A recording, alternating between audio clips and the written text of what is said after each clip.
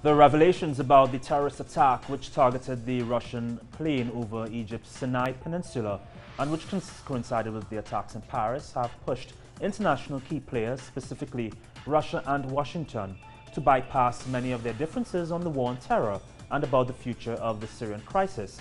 teleSUR's Hazem Abdullah explains how Daesh's most recent moves just may have brought enemies together for a mutual cause.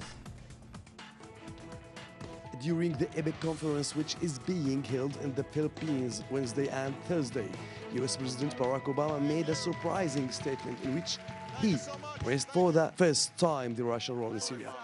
The US President's remarks came hours after the uncovering of the circumstances about the terrorism act that dropped the Russian plane, and after Moscow's announcement about Russia's cooperation with the French in the strike against Daesh terrorists.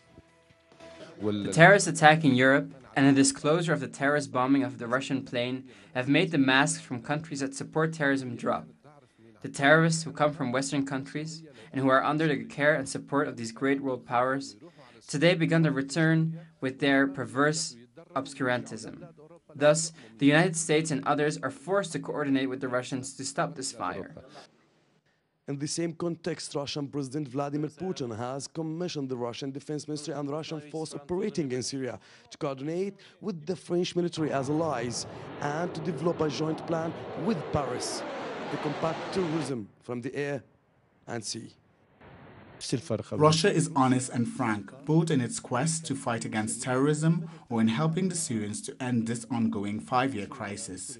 But the West, incarnated by the US States of America and the French, until this moment, have moved within the framework of colonial thought and the dreams of re-empires. In spite of the differences that still exist, the military coordination has begun on the ground.